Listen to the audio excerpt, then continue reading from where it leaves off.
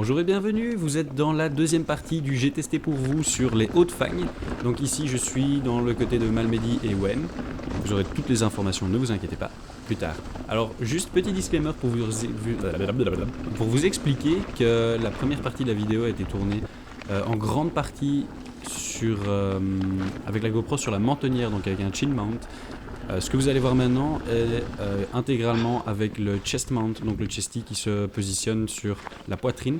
Je suis aussi curieux de savoir quel est votre avis par rapport à ça, ce que vous préférez, donc n'hésitez pas à me le dire. Donc dans cette vidéo, ce que vous allez voir, les 2-3 premières minutes sont tous des clips que je n'ai pas mis dans la première partie, je ne sais pas pourquoi, j'avais envie de les mettre ici en deuxième partie. Donc voilà, où je ne vais pas raconter grand chose, parce que je dis maintenant, ou c'est juste pour vous donner encore un petit peu plus envie d'y aller. Après ça, donc vers la 3e minute et quelques, vous avez mon ressenti, la description, où vous garez, la météo, le D+, les kilomètres, enfin toutes les choses intéressantes. Voilà, c'est tout ce que j'avais à dire. Je vous remercie de me suivre et bonne vidéo.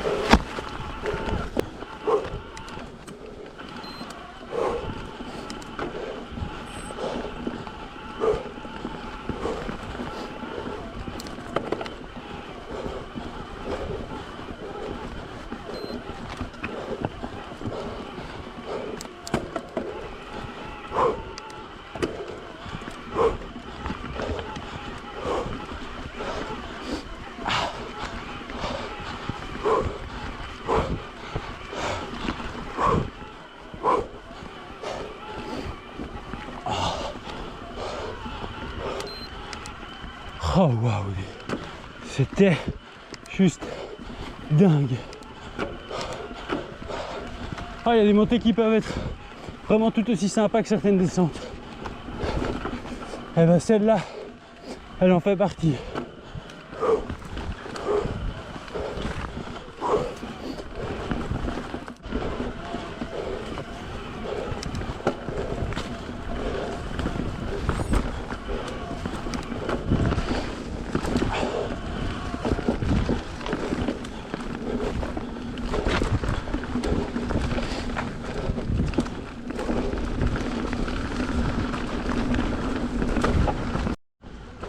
Bon ben,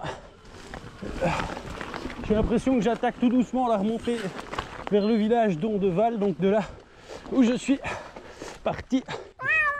Ah, raté. Donc, tristement, on se rapproche de la fin, mais on le sent dans les pattes, ça n'arrête plus de monter. C'est juste incroyable.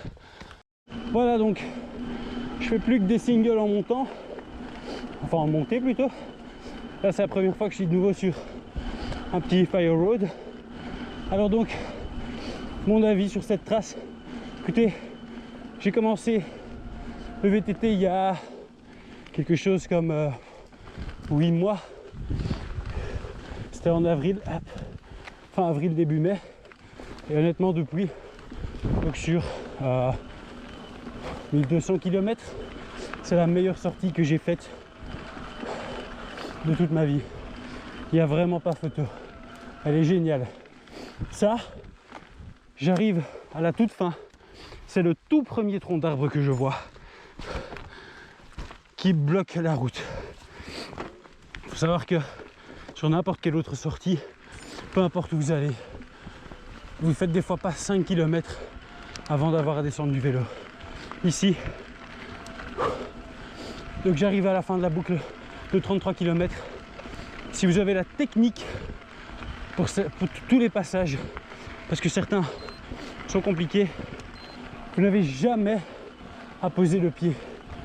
Donc hyper bien fléché par la région, je les remercie, parce que franchement, c'est le genre de choses excellentes quand on roule en VTT. Donc le petit signe bleu là, c'est ce qu'il faut suivre. C'est mieux fléché que certaines randos.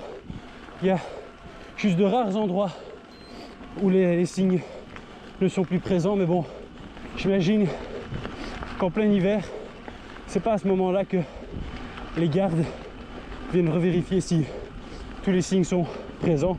J'imagine qu'ils font ça une fois que la saison a recommencé et les beaux jours. Donc vous avez qui s'affiche en dessous le D+, le D-, les kilomètres. Vous avez aussi le mode de batterie que j'ai utilisé, les pourcentages qui me restent à la fin. Alors il faut savoir que avec ce mode de batterie là, autant je le trouve parfait lors de mes sorties quotidiennes en forêt de soigne, autant voilà ici le mode éco était peut-être un peu trop faible. Ou alors c'est parce que bon, hier il y a eu la nuit du réveillon de la nouvelle année et que je suis pas suffisamment en jambes, mais j'aurais aimé remettre un petit peu plus sur le mode éco, enlever un petit peu du trail. Et alors mon mode boost en fait il est anecdotique, je l'emploie jamais. Ici j'ai dû le mettre une fois ou deux et il fallait peut-être un tout petit peu plus. Hop, voilà, dans de rares endroits. Maintenant voilà, j'ai pas aujourd'hui, je le sens, les meilleures jambes du monde, mais ça m'a pas du tout empêché de m'amuser comme un fou. Alors pour se garer, très simple, mais vraiment, donc sur le site où j'ai récupéré la trace, qui est le site de la région ici, je vous mettrai le lien pour tout. On vous donne les coordonnées GPS de départ de la trace, donc vous pouvez télécharger évidemment la trace GPS directement sur leur site.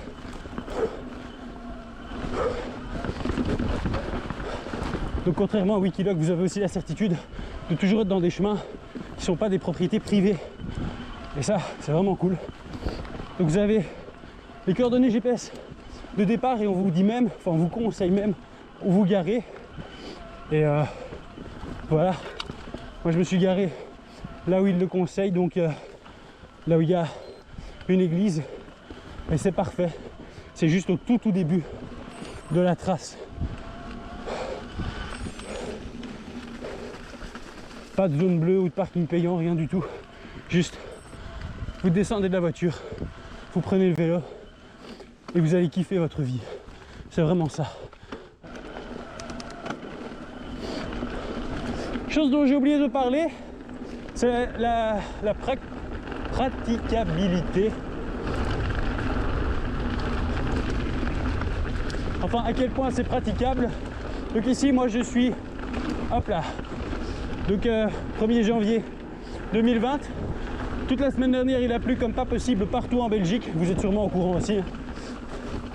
Donc il y a pas mal d'endroits où il y avait quelques petites couches de plaques glissantes, verglas et tout.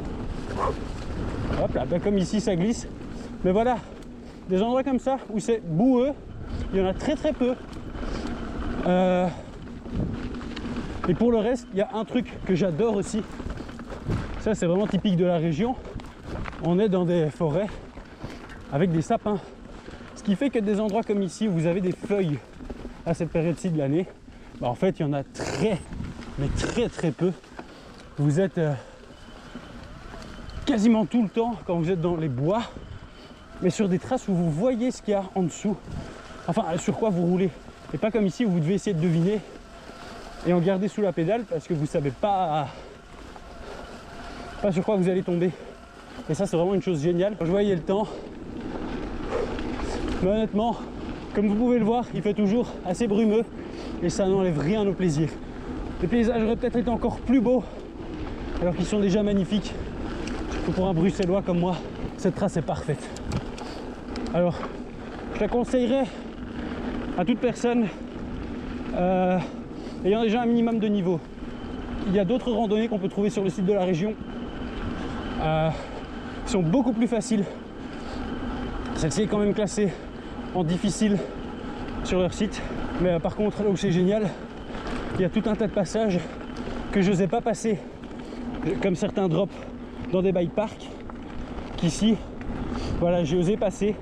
Pourquoi? Parce que vous êtes dans le flow et vous êtes tellement en train de kiffer que vous ne pensez pas à la peur. Donc, même si vous n'avez pas un niveau exceptionnel, vous pouvez vraiment vous amuser ici parce que vous allez passer des barrières. Et ça, c'est vraiment génial.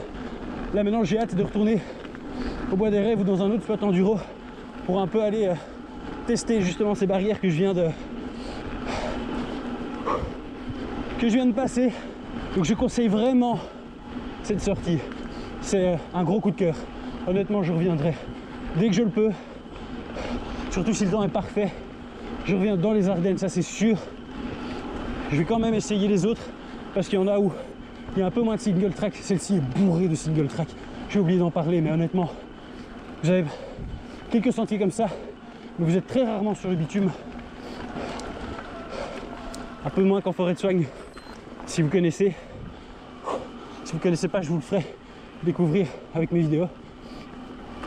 Mais donc voilà, un peu plus de bitume, mais c'est pas dérangeant du tout vu le pied qu'on prend sur les sentiers. Et il y en a beaucoup. Il y a beaucoup de montées hyper fun. Je pense pas que je les ferai en musculaire, mais en électrique, elles passent vraiment, mais crème. C'est du fun en barre. Les descentes sont hyper sympas aussi.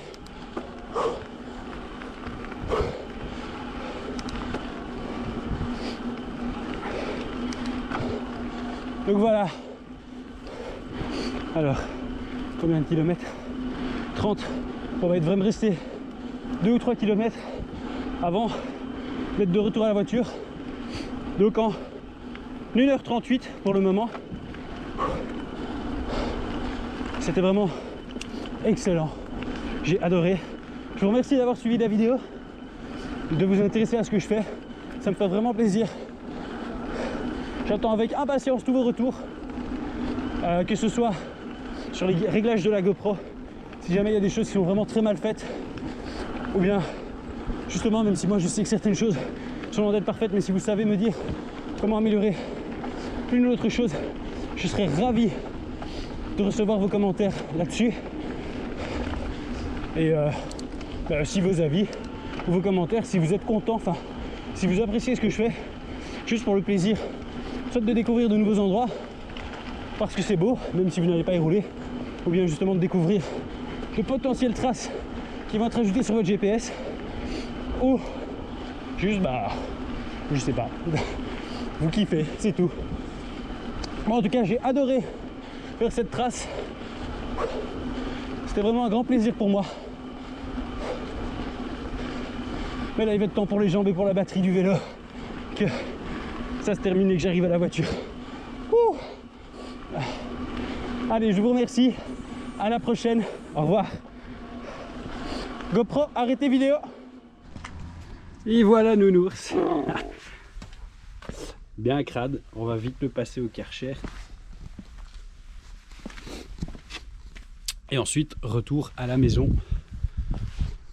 Enfin, d'abord, il faudra le mettre sur la voiture. Vous ne m'en voudrez pas de ne pas avoir filmé pendant que je l'avais, mais regardez un peu cet appareil magique.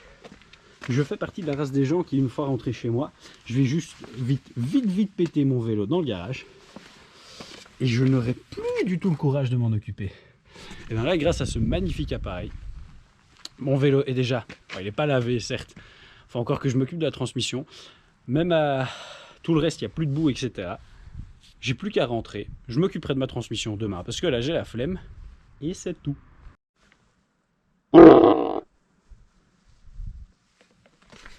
C'est Nounours. Il n'y a rien à dire, c'est Nounours. J'adore ce vélo. Je l'adore. Regardez-moi ça. Petit ours noir.